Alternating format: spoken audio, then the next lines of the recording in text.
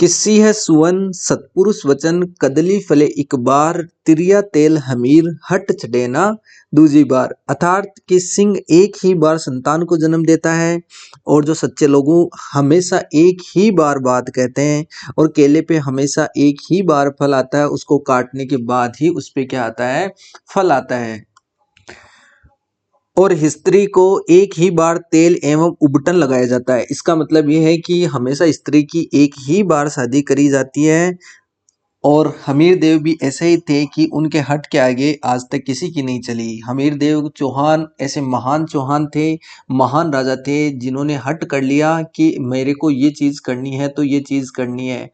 राजस्थानी या हमारे शेखावाटी में कहावत है कि ऐसा माना जाता है कि जाट जिद्दी करेड़ो गड़तुमो खा जावे, तो जाट की सी जिद्दी की ही हमीर देव चौहान की ही। तो हमीर देव चौहान और गोविंद राज के बारे में हम पढ़ेंगे।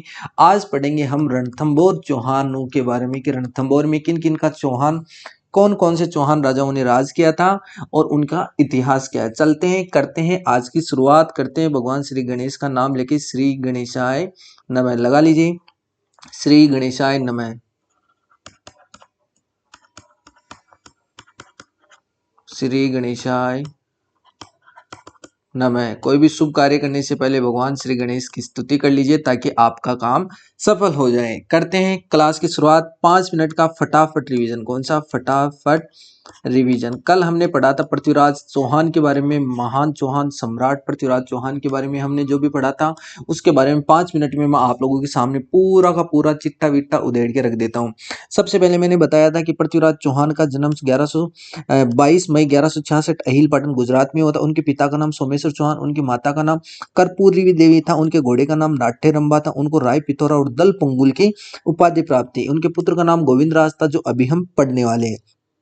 उनके सेनापति थे गोविंद राय, प्रताप सिंह, अश्व सिंह, भुवन मल्ले, ये सारे उनके सेनापति थे। उनके मंत्री थे कदम और सांस्कृतिक मंत्री थे उनके पदम नाम। इनके बारे में पढ़ा था। इसके अलावा उनके दरबारी के अंदर दरबारी कवि थे जनार्दन हो गए, वागीश्वर, नागेश्वर, विद्यापति गौड़, चंद्र प्रदाय जिन्होंने पृथ्वीराज रासो लिखी थी, जयानक भट्ट पृथ्वीराज उन्होंने विजय लिखी थी। ये सारा पढ़ा था। उसके बाद हम उनके युद्ध अभियानों की ओर चल रहे थे। उनके युद्ध अभियान थे, उन्होंने सबसे पहले 1182 में बंडाणकों का दमन किया था। उसके बाद 1184 के अंदर क्या हुआ था, भीमदेव सेकंड और पृथ्वीराज तृतीय के मध्य क्या हुआ था, युद्ध हुआ था। इसके अंदर इनकी जीत होती है और इनकी हार होती है। ये माना जाता है कि इन्होंने क्या किया था, भीमदेव सेकंड ने सोमेश्वर चौहान की क्या की थी, हत्या करी थी। इसका बदला लेने के लिए किया था, बाकी ये सारी चीजें झूठ थी। उसके बाद हुआ था महुबा या तुमुल का युद्ध। महुबा या तुमुल का युद्ध हुआ था, ये नारायणा उत्तर प्रदेश के अंदर हुआ था 1182 में। इसमें परमरी देव और सामने थे पृथ्वीराज चौहान। इनके दो महान योद्धा थे जो वीरगति को प्राप्त हुए थे, आला और उद्दल। आला और उद्दल ऐसा माना जाता है इन्होंने 52 लड़ाइयां लड़ी थी और उनमें से एक भी नहीं आ रही थी। लेकिन क्या पृथ्वीराज चौहान के सामने, मैंने कल आपको पूरी कहानी और घटनाक्रम बताया था इनका कैसे हुआ था। उसके बाद हमने पढ़ा था संयोजिता के बारे में। संयोजिता ने कौन सा खत लिखा था, उसके अंदर कौन सा गीत लिखा था, वापिस रिप्लाई उनका क्या आया था। उसके बाद सखियों ने जाते वक्त कौन सा मंगल गीत गाया था, इसके बारे में मैंने आप लोगों को बताया था। इसके अलावा उसके बाद हम आए थे कि तराइन के प्रथम युद्ध की ओर, जो 1191 में हुआ था, मोहम्मद गोरी और पृथ्वीराज चौहान के बीच में हुआ था। इसमें पृथ्वीराज चौहान की जीत हो जाती है। इसमें गोविंद राय जो इनके सेनापति थे, इन्होंने जो मोहम्मद गोरी था इनको क्या किया था, घायल कर दिया था। इसके बाद हम पढ़ रहे थे कि 1192 में ये वापस आया कश्मीर के रास्ते से आते हुए। अजय राज जो कश्मीर का जो शासक था, अजय राज, इसकी सहायता से क्या किया था, अजय पाल या अजय राज, इसकी सहायता से इन्हें पहले मुल्तान और लाहौर को जीत के उसके बाद ये क्या बढ़ा था, भारत की ओर बढ़ रहा था। फिर बीच में तराइन के मैदान के अंदर इनके सामने आमने सामने झड़प होती है। क्या कहानी थी पूरी वो मैंने कल आप लोगों को बता दी थी। इसके बीच में क्या होता है, पृथ्वीराज चौहान हार जाते हैं और गौरी क्या हो जाता है इसमें जीत। इसके अंदर अलग अलग सब ने अलग अलग अपनी अपनी कहावतें, अपने अपने कर्म, अपने अपने मत बताए कि पृथ्वीराज चौहान का उसका समय क्या होता है। हसन निजामी ने बताया था कौन सी इनकी, राज उल नासिर। इसके अंदर कहा था कि इन्होंने क्या किया था, पृथ्वीराज चौहान ने क्या की थी, साजिश करी थी गौरी के खिलाफ, इसलिए इन्होंने क्या कर दिया था, इनको मौत के घाट उतार दिया था। उसके अलावा प्रबंध चिंतामणि, इसके अंदर लिखता है कि गौरी अजमेर ले गया था, लेकिन क्या था, रास्ते के अंदर जो गलियां होती है वहां पर क्या थे, सूरों के चित्र बने हुए थे और उन सूरों द्वारा क्या था, मुस्लिम लोगों को क्या मारने के चित्र थे। इससे गौरी नाराज हो जाता है और वहीं पे क्या कर देता है, पृथ्वीराज की हत्या कर देता है। हमीर महाकाव्य कहता है कि ये इसको जेल में डाल दिया था। जेल में डालने के बाद अनशन पर बैठ गए थे और अनशन पर बैठने के बाद क्या हो गए थे, वीर गति को प्राप्त हो गए थे, वहीं पे इनकी मृत्यु हो जाती है। पृथ्वीराज रासो और जो चंद्रबदाई का, इसके अंदर क्या कहते थे कि ये गोड ले गया था, वहां पर जेल में डाल दिया था। उसके बाद एक कार्यक्रम होता है, वहां पर इन्होंने क्या चलाया था, तीर चलाया था। तीर चलाने के बाद क्या हुआ था, मोहम्मद गोरी के सीने में जाके लगा था और मोहम्मद गोरी की भी वहां पर क्या हो जाती है, मृत्यु हो जाती है। और मैं भी उसके बाद क्या करता हूँ, पृथ्वीराज को मार देता हूँ और मैं भी खुद क्या कर लेता हूँ, आत्महत्या कर लेता हूँ। इसके युद्धों के बारे में जानकारी बताई थी मैंने, हमीर महाकाव्य नैनचंद्र सूरी ने लिखा था 7 युद्ध लड़े थे। सुरजन चरित्र चंद्रशेखर ने लिखा था 21 युद्धों के बारे में जानकारी। पृथ्वीराज रासो चंद्रबरदाई का 21 युद्ध लड़े थे। प्रबंध चिंतामणि मेरुतंग का, जिसमें 23 युद्धों की जानकारी है। ये सारा का सारा माजरा कल हमने पढ़ लिया था। फटाफट 5 मिनट में आप लोगों का रिवीजन हो गया। चलते हैं अब हमारे आज के योद्धाओं की ओर। कहां बढ़ते हैं, रणथंबोर के चौहान। कहां बढ़ते हैं,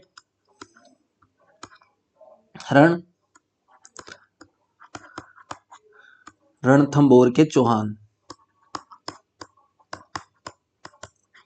कहां से इनकी शुरुआत हुई थी, कौन इनका जो बोलते हैं हम आदि पुरुष बोल सकते हैं, और किसने इनकी वंश को आगे बढ़ाया था, उन सारी की सारी घटनाओं के बारे में हम आज पढ़ते हैं। देखो हुआ क्या था कि जब पृथ्वीराज चौहान की क्या हो जाती है, हार हो जाती है 1192 में। 1192 में पृथ्वीराज चौहान हार जाता है तराइन के दूसरे युद्ध में।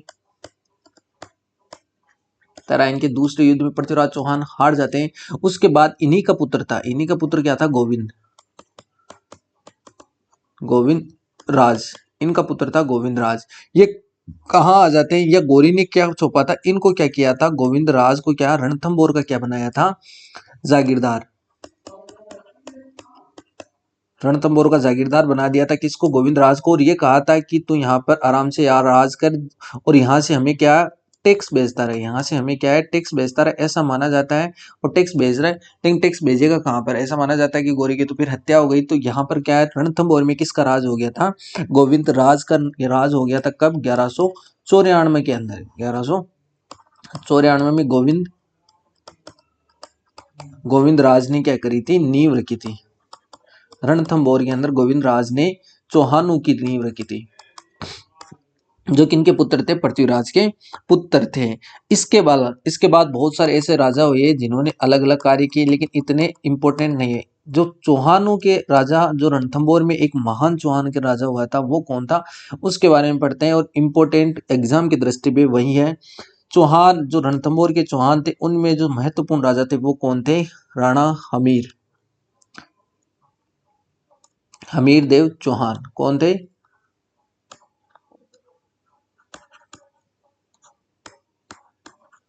हमीर देव चौहान। जो क्लास की शुरुआत के अंदर जो मैंने दोहा बोला था, वो किन के लिए बोला जाता है, इन्हीं के लिए बोला जाता है, हमीरदेव चौहान के लिए ही बोला जाता है। इनका कार्यकाल लिख लेते हैं हमीरदेव चौहान का। इनका 1282 से लेकर 1301 तक क्या था, इनका कार्यकाल तक। चलते हैं इनकी पूरी कहानी और इनकी जीवनी के बारे में मैं आप लोगों को अवगत कराता हूँ और सुनाता हूँ, इनके बहादुरी के किस्से और इनकी प्रेम कहानियां, और इन्होंने क्या क्या कार्य किए थे अपने जीवन के अंदर। इनको सबसे पहले तो ये माना जाता है कि ये सबसे ज्यादा कहता है हठी थे, सबसे ज्यादा हठी थे। ये अगर जिद कर लेते तो गड़तुमा भी खा जाते, तो गड़तुमा भी खा जाते।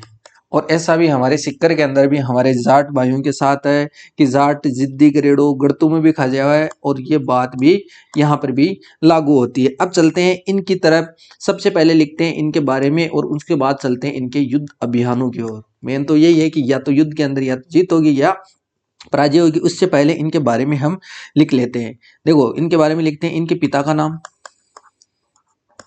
हमीरदेव चौहान के पिता का नाम था जेतर सिंह।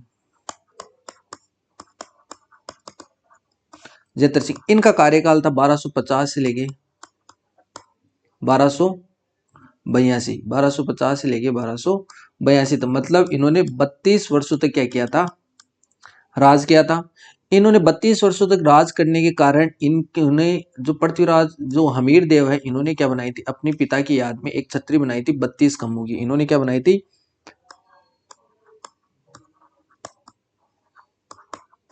32 खंभों की छतरी बनी हुई है रणथंभौर के अंदर। वो किसकी याद में, पिता जेत्र सिंह की याद में किसने बनाई थी, हमीरदेव चौहान ने बनाई थी। इनकी माता का नाम लिख दीजिए, हीरा देवी, माता का नाम, इनकी माता का नाम हीरा देवी। इनकी पत्नी का नाम, पत्नी का नाम है रंग देवी, इनकी पत्नी का नाम रंग देवी। कलर चेंज करके लिख लेते हैं। इनके भाई का नाम, इनके भाई का नाम बीरम और सुल्तान, बीरम और सुल्तान, दो इनके भाई थे। इनकी पुत्री थी, एक पुत्री का नाम पद्मा था,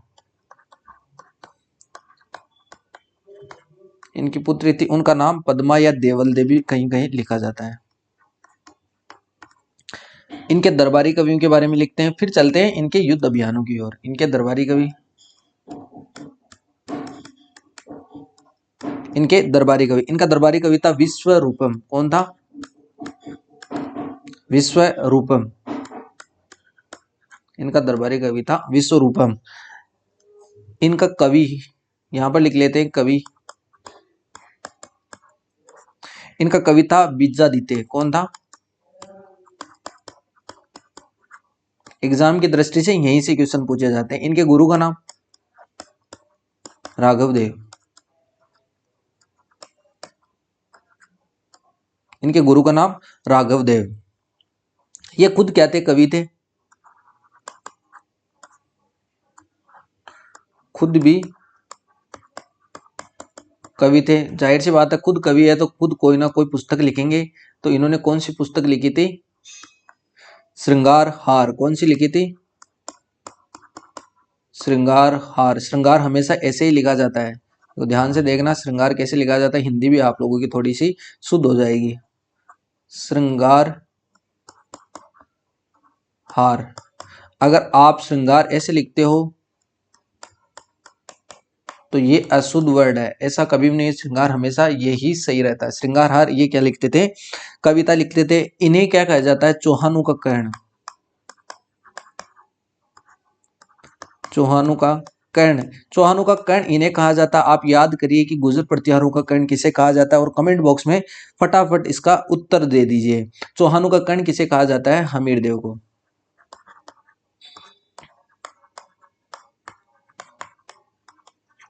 हमीरदेव चौहान को चौहानों का कर्ण कहा जाता है। इन्होंने एक यज्ञ करवाया था, इन्होंने क्या करवाया था, एक यज्ञ, इन्होंने एक करवाया था यज्ञ। यज्ञ करवाया था कौन सा, अश्वमेघ यज्ञ, अश्वमेघ यज्ञ, अश्वमेघ यज्ञ के समान कौन सा यज्ञ करवाया था, नौ कोटि यज्ञ। कौन सा,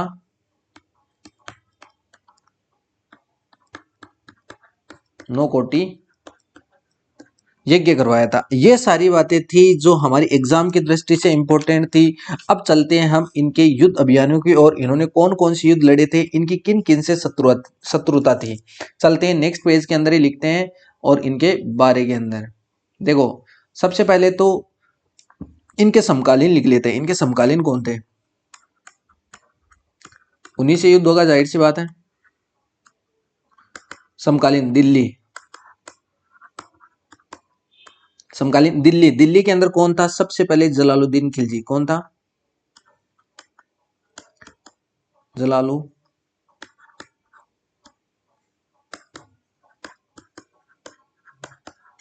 कौन था, जलालुद्दीन खिलजी। जलालुद्दीन खिलजी ने कब 1290 से लेके 96 तक शासन काल किया था।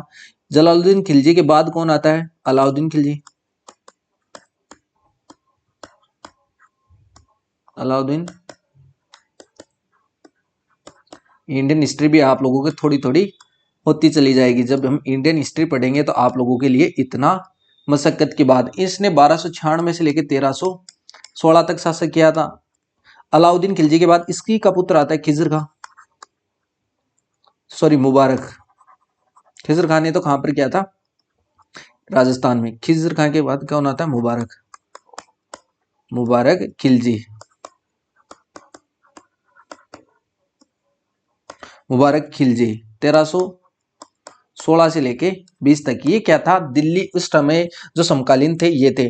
अब हुआ क्या था, एक बार जो जलालुद्दीन खिलजी ने क्या किया था, आक्रमण किया था। क्यों? क्योंकि इसकी कीर्ति इतनी बढ़ गई थी, इससे किसको जलन हो गई थी, जलालुद्दीन खिलजी को जलन हो गई थी। तो इसने सोचा कि रणथंभौर को ही क्या कर लेते हैं, जीत लेते हैं, उसके बाद देखते हैं आगे जो होगा।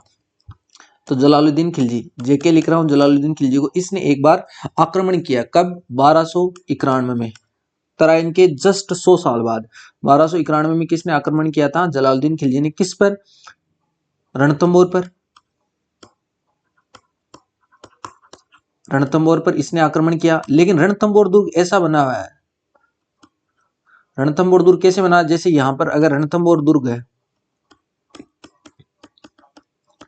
ये रणथंभौर दुर्ग है, और इधर से एक ही रास्ता है रणथंभौर दुर्ग में जाने के लिए। इस रणथंभौर दुर्ग में प्रवेश करने से पहले यहां पर एक और छोटा सा दुर्ग बना है, जाहिन दुर्ग। कौन सा है? जाहिन दुर्ग। अब इस दुर्ग को क्या कहते हैं, जाहिन दुर्ग को क्या कहते हैं? रणथंभौर दुर्ग की क्या कहते हैं? चाबी कहते हैं। रणथंभौर दुर्ग की क्या कहते हैं? इस जाहिन दुर्ग को चाबी। रणथंभौर दुर्ग की चाबी की कौन से दुर्ग को कहा जाता है? जाहिन दुर्ग को कहा जाता है। अब हुआ क्या था, ये इस पे आक्रमण किया। इसके आक्रमण करने के बाद जाहिन दुर्ग को जीतते हुए ये कहां पर चला गया था? रणथंभौर। लेकिन रणथंभौर की जब चढ़ाई, किले के आकार आकृति देखकर क्या किया था, इसने यहाँ पर घेराबंदी करी थी। इसने यहाँ पर घेराबंदी करी। कई दिनों तक बैठने के बाद ये थक हार कर कौन, जलालुद्दीन खिलजी यहाँ से वापिस चला गया। और जाते जाते भाई अपनी हार का तो बदला कैसे, कोई अपनी हार नहीं मानता है। अगर कोई सभी अगर अपनी गलती मानने लग जाए तो दुनिया ही सुधर जाएगी। तो ये जाते जाते क्या कहता है, जाते जाते कहता है कि मैं ऐसे 10 दुर्ग मुसलमान की एक दाढ़ी के बाल के बराबर, बाल के बराबर महत्व नहीं देता। ये जाते जाते कह गया था कि इसकी जो खुद की जो कमजोरी थी, जो खुद की इसकी नाकामी थी, उस पे क्या बन जाए, पर्दा बन जाए। इसलिए कहते कहते चला गया है कि मैं ऐसे 10 दुर्गों को मुसलमान की एक दाढ़ी के बाल के बराबर भी महत्व नहीं देता। इसके बाद चलते हैं थोड़ा सा और आगे कहानी में। उसके बाद जलालुद्दीन खिलजी के बाद क्या होता है, एक शासन करने लग जाता है। अपने जो ससुर थे या जो दादा थे, बाप देते, जलालुद्दीन को मारकर एके आ जाता है। एके का शासन काल था 1296 से लेके 1316 तक। इसका किसका शासन था? जेके का, एके का शासन काल था। अब इसने भी क्या किया था, चित्तौड़ पर भी आक्रमण किया था, और इसने क्या किया था, रणथंभौर पर भी आक्रमण किया था। लेकिन इसका मेन कारण क्या था, इसने भी आक्रमण किया था। आक्रमण कैसे हुआ था उसकी कहानी बाद में बताऊंगा। सबसे पहले ये लिख लीजिए कि जो अलाउद्दीन खिलजी था, इसका आक्रमण करने का मूल कारण क्या था। इसका था, ये एक तो साम्राज्यवादी नीति का आदमी था।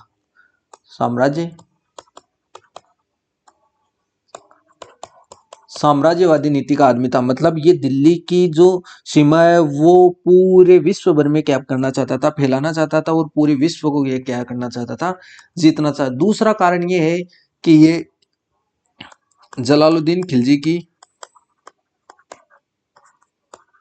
हार का बदला लेना चाहता था, बदला लेना चाहता था। और मुख्य कारण ये है, मुख्य कारण तो क्या है, ये है। क्या है इसकी कहानी? अब चलते हैं, जो मुख्य कारण है यही इसकी कहानी है। देखो चलते हैं। हुआ क्या था कि 1299 की बात है। मुख्य कारण देखना, मुख्य कारण इसको हमला करने का मुख्य कारण क्या है? सन है 1299। जो एके की सेना है वो थी गुजरात में, और गुजरात में ये किसको लूट रही थी? ये लूट रही थी सोमनाथ मंदिर को।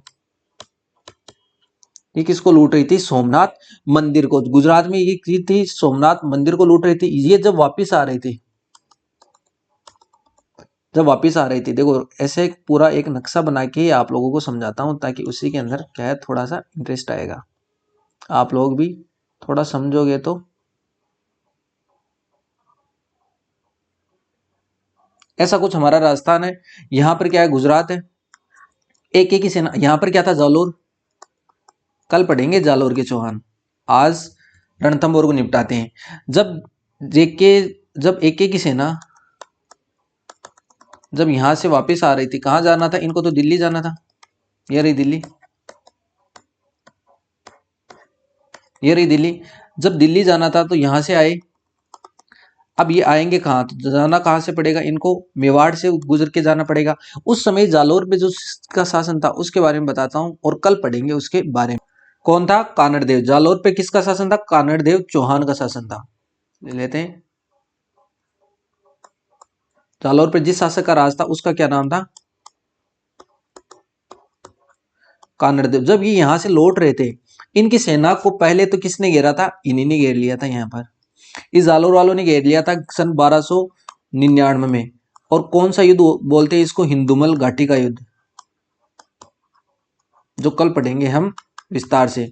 यहां पर लौट के, और एके की तरफ से कौन थे, एके की तरफ से दो सेनापति थे। एके की तरफ से मतलब सेनापति तो चार थे, लेकिन उनके क्या थे, दो भाग थे। कौन कौन से थे, एक तो मोहम्मद शाह और एक था केहूबू। एक तरफ तो कौन था, मोहम्मद शाह,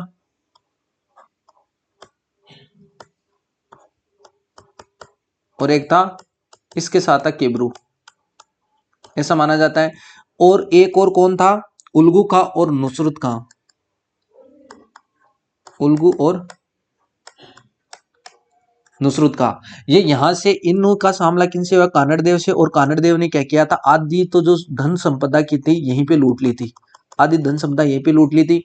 इन दोनों ने, ये चारों हो गए मिलकर, कानड़देव से युद्ध किया था, लेकिन ये क्या हो जाते हैं, हार जाते हैं। और मतलब बहुत सारी धन दौलत यहाँ पर लूट के फिर आगे बढ़े, आगे बढ़े, आगे बढ़े। इनका बाप यहीं पे इंतजार कर रहा था, कौन, रणथंभौर,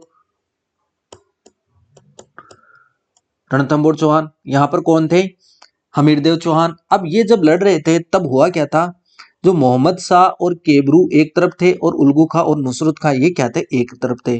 अब बीच में जब चले तो थोड़ा सा आगे चले तो इनके मध्य में ऐसी बातें होने लग गई कि उस युद्ध के अंदर मोहम्मद शाह और केबरू ने कहा कि आप लोगों ने क्या कम एफर्ट लगाए थे, इसलिए क्या हम ये युद्ध हार गए थे।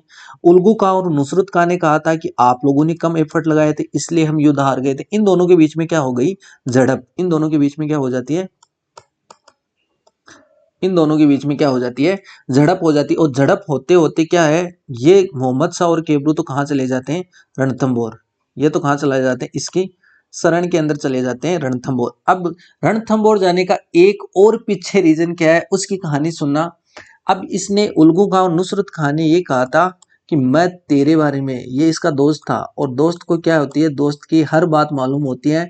तो मोहम्मद शाह का और जो केबरू था, इसके अंदर मोहम्मद शाह का था, जो एके थी, एके की पत्नी थी चिमना, एके की पत्नी थी चिमना। चिमना के साथ क्या था, अफेयर, अफेयर था। तो इसने क्या किया था, इसको धमकी दी और ये कहा था कि अगर ज्यादा बोलेगा तो मैं क्या, अलाउद्दीन को जाके बोल दूंगा तेरी और चिमना के बारे में। मोहम्मद शाह ने कहा कि धमकी किसको देता है, जाके बोल देना, मेरा क्या बिगाड़ लेगा अलाउद्दीन, मैं तो कहाँ जा रहा हूँ, रणथंभौर जा रहा हूँ। और ये कहकर ये कहाँ चला गया था, रणथंभौर। इसने सुन रखा था कि हमीरदेव क्या अपनी जान दे देगा लेकिन मेरे को अलाउद्दीन के हवाले नहीं करेगा, इसको ये बात पता थी। अब चलते हैं कहानी में ट्विस्ट की ओर, थोड़ा सा और आगे कहानी में चलते हैं और आगे। धीरे धीरे ये कहाँ से, यहाँ से बढ़ के ये कहाँ आ गए, दिल्ली, दिल्ली पहुंचे। अब दिल्ली के बारे में, दिल्ली में क्या हुआ उसके बारे में मैं आप लोगों को बताता हूँ। ये सारी बातें आप लोगों को नहीं पता है लेकिन मेरे को पता है। यहाँ पर है दिल्ली, लिख लेते हैं। और दिल्ली में कौन है, एके। एके जब दरबार में बैठा था तब यहाँ से कौन आते हैं, उल्गू खां और नुसरत खां। इसके पास कौन आते हैं, उल्गू और नुसरत खां। इनका चेहरा क्या हुआ था, उतरा हुआ था। क्यों, तो धन पहले तो क्या जालौर वालों ने लूट लिया था, उसके बाद बीच के अंदर एके ने पूछा कि चलो कोई धन तो लूट लिया जो बीच के अंदर जो आए, चलो कोई बात नहीं, लेकिन वो दो कहाँ रह गए, मोहम्मद शाह और केबरू, वो कहाँ रह गए। तब इसने कहा कि महाराज, उसने तो क्या आपके खिलाफ क्या कर दी थी, बगावत। उसने क्या कर दी थी, बगावत कर दी है आपके खिलाफ और आपको बुला भरा बुला कहा है कि एके मेरा कुछ नहीं बिगाड़ सकता, मेरा सामना तक नहीं कर सकता, मेरी वजह से ही क्या अलाउद्दीन क्या है इतने युद्ध जीत रहा है। ऐसे वैसे इसने क्या किया था, बढ़ा चढ़ाकर बात बताई। क्या बढ़ा चढ़ाकर बात बताई। और एक बात और बताई, इसने कहा कि अगर मेरे प्राणों की बख्शिश हो तो एक बात और बताना चाहता हूं, आप थोड़ा सा हृदय मजबूत करके बैठना। इसने कहा बता भाई क्या बात है। तो इसने कहा कि आपकी पत्नी जो चिमना है वो रात को 1 बजे व्हाट्सएप पे मोहम्मद शाह से वीडियो कॉल पर बात करती है। ये किसने कह दिया था, नुसरत खान ने। इसमें और लाल पीला कि नीला काला हरा कौन हो गया था, अलाउद्दीन। और अलाउद्दीन का अब गुस्सा क्या था, 7वें आसमान पे। इसने कहा सेना तैयार करो। इसने क्या कहा कि सेना तैयार करो, अब एक क्षण की भी देरी क्या रहेगी, मेरे लिए कायरता रहेगी। सेना तैयार हुई। सेना तैयार होके कहां पहुंची है, सेना तैयार सेना तैयार हुई। सेना तैयार होने के बाद ये किस तरफ आए, यहाँ दिल्ली थी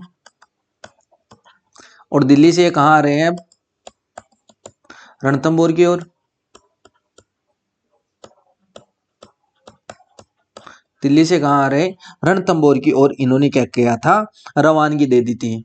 अब इनके साथ वही 2 सेनापति कौन थे, नुसरत खां और उल्गू खां। रणथंभौर की ओर आए। रणथंभौर मान लो यहाँ है। और इससे पहले कौन सा दुर्ग पड़ता है, जाहिन। तो यहां पर कौन आए, नुसरत और उल्गू। और इन्होंने सबसे पहले किला किस पे कब्जा किया, जाहिन दुर्ग पर क्या किया था, कब्जा किया था। जाहिन दुर्ग पर इन्होंने सबसे पहले कब्जा किया था। वापिस ये लगभग बात यही है कि 1299 के समथिंग ये बात है।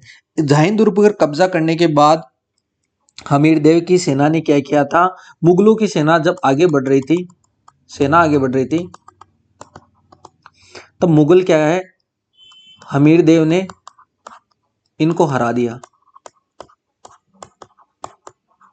जब ये खबर किसको चली, एके को। एके कहां पर था, बीच में था। इनको लगा कि पहले एके को जाके अगर हम ये खबर देंगे कि हमने रणथंभौर को जीत लिया है तो क्या एके हमें शाबाशी देगा, बोलेगा कि खुश रहो, ये जो दुर्ग है ये तुम्हें ही सौंप देता हूं। लेकिन ऐसा कुछ नहीं हुआ। उसके बाद थोड़े से दिन बीते बीते क्या हुआ, सन 1300 की बात आती है। उसमें एके खुद आया। एके क्या आता है, खुद आता है। 1300 में कौन आया, एके। एके आते ही सबसे पहले तो इसने एक खत लिखा कि मेरे को देखो, तेरे से कोई दुश्मनी नहीं है, तू चाहे कुछ भी कर, कहीं पे भी राज कर, चाहे कोई भी धन लूटा और नहीं लूटा, लेकिन मैं एक बात कहता हूं कि तू मोहम्मद शाह और जो केबरू है इनको मेरे को सौंप दे, बाकी मैं यहां से चला जाऊंगा। हमीर देव का रिप्लाई किया कि बहुत देखे हैं तेरे जैसे, मैं नहीं छोड़ सकता। और इससे पहले क्या है, मोहम्मद शाह और केबरू ने क्या कर दी थी, हमीर देव की बहुत सारी तारीफें कर दी थी कि चाहे आपके प्राण चले जाएंगे लेकिन हमें पूरा यकीन है कि आप हमें यहाँ से अलाउद्दीन के पास नहीं भेजोगे, ऐसे और वैसे। फिर भी अलाउद्दीन ने उसे रिक्वेस्ट करी कि भेज दे, लेकिन वो नहीं भेजा। उसने यही कहा था कि सिय सवन सतपुरुष वचन कदली फलत एक बार, और तिरिया तेल हमीर हट चढ़े ना दूसरी बार। ये उसने हमीर देव ने किसको कहा था, एके को कहा था। एके ने कहा कि चलो भाई तेरी यही इच्छा है कि युद्ध की इच्छा है तो कोई बात नहीं। तो सन 1300 के अंदर क्या करता है एके, एके क्या करता है, रणथंभौर पर आक्रमण। एके रणथंभौर पर आक्रमण करता है। एके रणथंभौर पर आक्रमण करने के बाद युद्ध होता है एके के मध्य और हमीर देव के मध्य। इस युद्ध के अंदर क्या हो जाती है, हमीर देव की जीत हो जाती है और एके यहां से हार जाता है और हमीर देव जीत कर वापिस कहां आ जाते हैं, अपने गढ़ के अंदर आ जाते हैं। थोड़े ही दिनों के बाद वापिस क्या होता है, थोड़े ही दिनों के बाद क्या करता है, अलाउद्दीन खिलजी क्या करता है, ये 1300 के लगभग शुरुआत की बात है, ये लगभग शुरुआत की बात है। इनके मध्य वापिस ये क्या करता है, रणथंभौर आता है, रणथंभौर आता है और अब की बार ये क्या कर लेता है, इस किले को क्या कर लेता है, चारों बंदों से, चारों तरफ से ये क्या कर लेता है, घेर देता है। एक इस किले की क्या कर लेता है, घेराबंदी। एक क्या करता है, इस किले की घेराबंदी करके, और ऐसा माना जाता है कि विश्व का सबसे बड़ा घेरा डालकर कहाँ बैठा था, ये यहीं पे बैठे था। ये 9 माह और 16 दिन तक, 16 दिन तक इंतजार करता रहा। अब रणथंभौर का किला चित्तौड़ के किले की तरह नहीं था कि अंदर की अंदर क्या फसलें उगाई जा सकती थी, इसलिए क्या धीरे धीरे अन्न खत्म हुआ। अब इससे क्या हमीरदेव अंदर क्या हो गया था, परेशान हो गया। हमीरदेव अंदर परेशान हो गया। इसने क्या ठानी, युद्ध की ठानी। इसने क्या ठानी थी, युद्ध की ठानी थी। तो बात आती है, चलते हैं थोड़ा सा कहानी में आगे की ओर। बात आती है सन 18 फरवरी सन 1301, 18 फरवरी सन 1301, क्योंकि 9 महीने तक तो वही बैठा रहा था और 1-2 महीने क्या जो युद्ध हुआ था उसके अंदर भी चले गए थे। हमीरदेव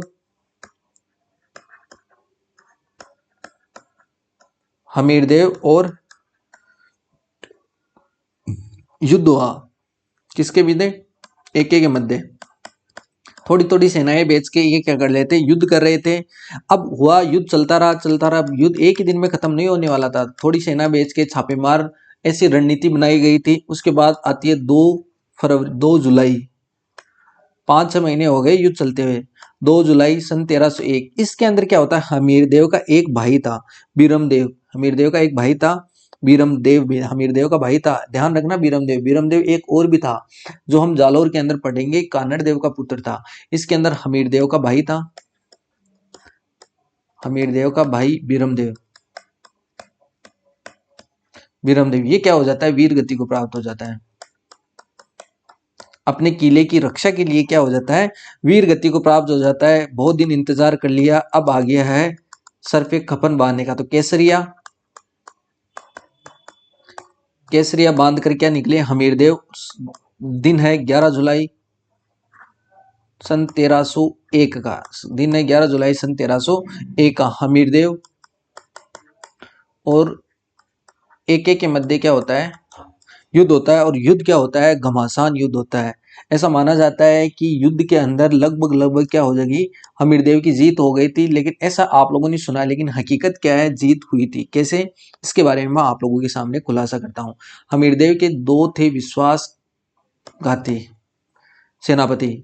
इसके थे सेनापति, 2 सेनापति थे। वो कौन थे, डबल आर। कौन थे, डबल आर। ट्रिपल आर तो आप लोगों ने मूवी देखी थी, लेकिन इनके 2 जो विश्वासघाती जो सेनापति थे, उसका नाम था रणमल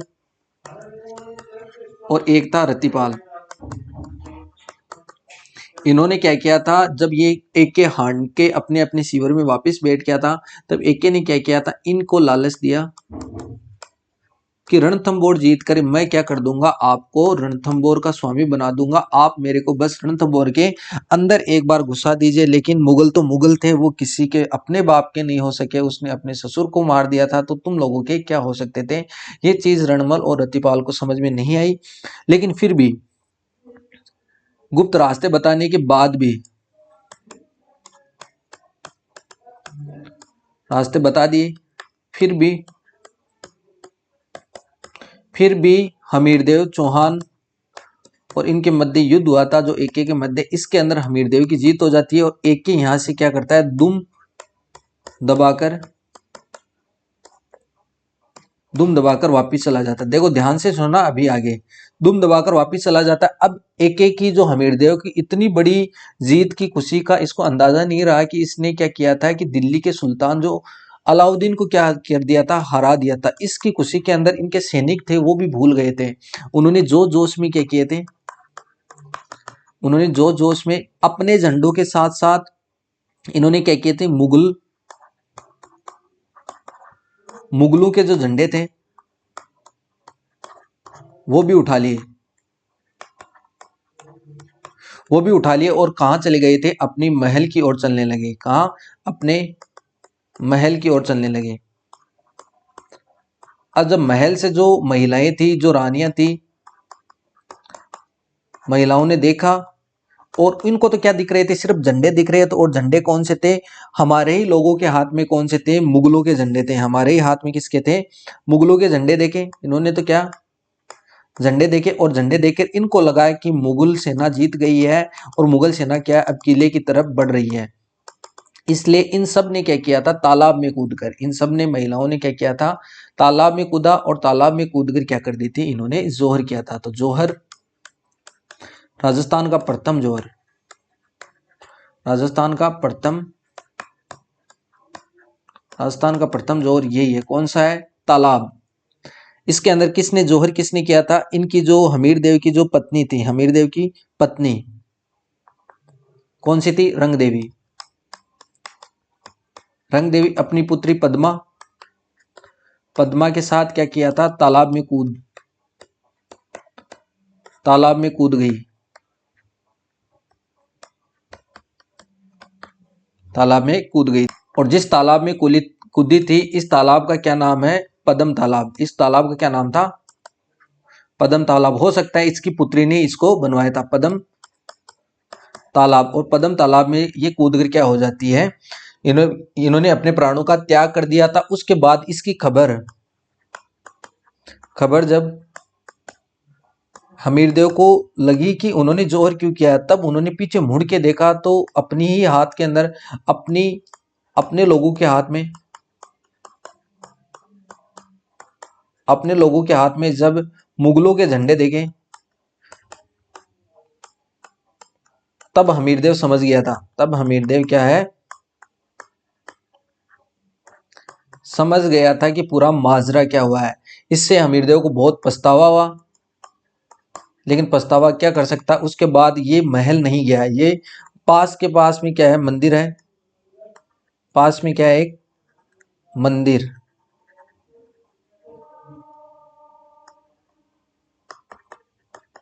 पास में है मंदिर। वहां पर शिवलिंग पे जाके अपना अपना सर भगवान शिव को अर्पित कर दिया था। अपना सर शिव को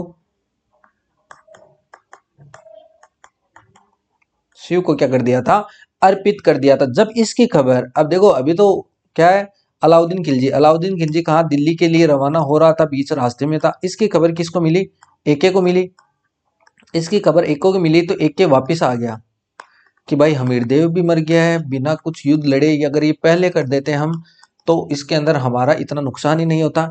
तो ये क्या आ जाता है वापिस, ये कहाँ आ जाता है वापिस। और वापिस आके क्या कर लेता है, गढ़ पर अधिकार कर लेता है। और आप लोगों को ये आज तक ये सिखाया गया है कि गढ़ पर अधिकार ये क्या है, अलाउद्दीन जीत कर गया है। ऐसा कोई मायका लाल नहीं हुआ है जो राजस्थान के अंदर इतनी आसानी से जीत जाए और इतनी आसानी से क्या राजस्थान के किलों पर क्या कर ले, वो अधिकार कर ले। अब इसकी जानकारी और इसके बारे में उसके बाद बढ़ा चढ़ाकर जो मुस्लिम जो कवि है, उन्होंने अपने राजा की ख्याति को बढ़ाने के लिए उन्होंने बढ़ा चढ़ाकर बोल दिया था। जैसे अगर अमीर खुसरो की बात करूं, अमीर खुसरो, अमीर अगर बात अमीर खुसरो की करूं, तो इसी के जो कहने से हम क्या पढ़ रहे हैं कि हमीरदेव और एके के मध्य जो युद्ध हुआ था, इसके अंदर युद्ध की जीत किसकी हुई थी, इसकी, और इसकी हार हुई थी। जबकि ये क्या था, इसने अपनी बात को बढ़ा चढ़ाकर कही है और ये सारी की सारी बातें गलत है। बस एक कथन ये जरूर इसने अच्छा कहा था कि अब ये दुर्ग, इसने अपनी पुस्तक में खजाइन उल फतह, खजाइन उल, इसकी पुस्तक का नाम है खजाइन उल फतह, उसके अंदर ये कहा था कि अब, कि आज जब अलाउद्दीन किले के अंदर गया, तब इसने कहा था कि कुफ आज कुफ्र का गढ़ इस्लाम का गढ़ बन गया है। ये किसने कहा था, अमीर खुसरो ने ये बात जरूर कही थी। अब इसकी हमें जानकारी के स्रोत कहाँ से मिलते हैं? जो हमने इतनी कहानियां पढ़ी है, इतनी जो मैंने आप लोगों को कथा सुनाई, इसकी हमें जानकारी कहाँ से मिलती है? इसकी जानकारी मिलती है हमें, लिख लीजिए जानकारी के स्रोत।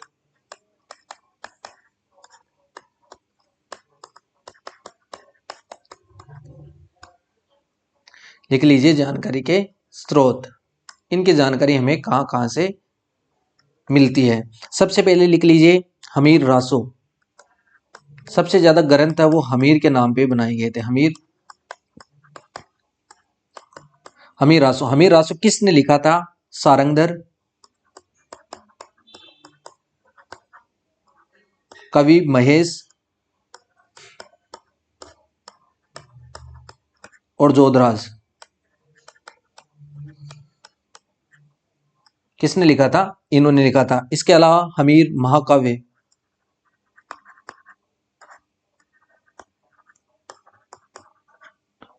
हमीर महाकाव्य ये किसने लिखा था? महान क्या है? महान हमारे क्या है? नेत्र है, तो नयन चंद्र सूर्य ने। नयन, ये याद करने की अच्छी ट्रिक है, नयन चंद्र सूर्य। नहीं तो आप लोग कंफ्यूज हो जाओगे कि हमीर रासो, महाकाव्य ये सारे के सारे कौन, कैसे, किसने लिखा था। और भी लिखते हैं, हमीर के ऊपर बहुत सारे ग्रंथ बने हैं, सबके बारे में लिखा दूंगा मैं आप लोगों को। क्या हो गई?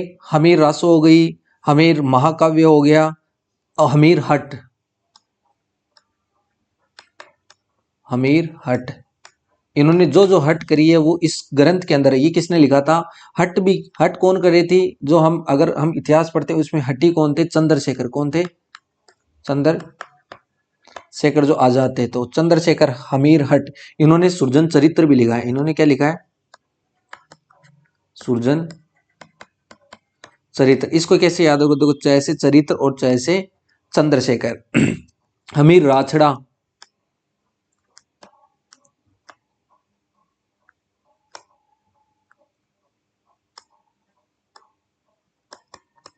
हमीर हमीर राछड़ा ये किसने लिखा? राज रूपक ने। राज, इसको कैसे याद रखोगे? रा और यहां से रा। हमीर राछड़ा इसने लिखा। रूप परीक्षा, ये एग्जाम की दृष्टि से मोस्ट इंपोर्टेंट है, मिलान के अंदर दे देंगे तो छिट्टी बिट्टी गुल हो जाएगी आप लोगों की। रूप परीक्षा, रूप परीक्षा, रूप की परीक्षा हमेशा किसकी होती है? विद्या की। तो विद्यापति, विद्यापति गौड़, विद्यापति गौड़। राणा हमीर रा दुल्ला, राणा हमीर रावरा दूहा। दूल्हा नहीं, दूहा। राणा हमीरा दुआ ये किसने लिखे थी? खेमा भट्ट ने। खेमा भट्ट ने। हमीर पद्य काव्य,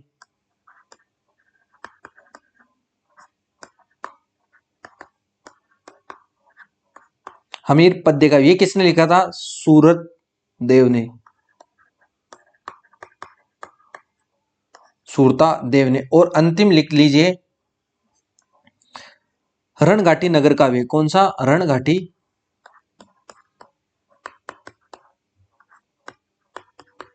रणघाटी नगर काव्य ये किसने लिखा था? बिरमा देव ने। ये किसने लिखा था? बिरमा देव ने। ये थी हमारे महान हमीरदेव चौहान जो हट के लिए जाने जाते थे, उनकी कहानी। और रणथंभौर के चौहानों की कहानी कि रणथंभौर के अंदर उन्होंने अपना अपना क्या योगदान दिया था। ऐसे ऐसे महारथी, ऐसे ऐसे महाबली महाभट्ट हुए हैं जिन्होंने क्या दिल्ली के सुल्तान तक को भी क्या की थी, अपने तलवार की घाट से क्या कर दिया था, उन्होंने झुका दिया था। तो आज को आपकी क्लास कैसी लगी कमेंट बॉक्स में जरूर बताना। कल हम पढ़ेंगे जालोर के चौहान और कल हम खत्म कर देंगे चौहान वंश को और फिर शुरू करते हैं हम मेवाड़ का इतिहास। मिलते हैं अगली क्लास में, तब तक जय हिंद जय भारत।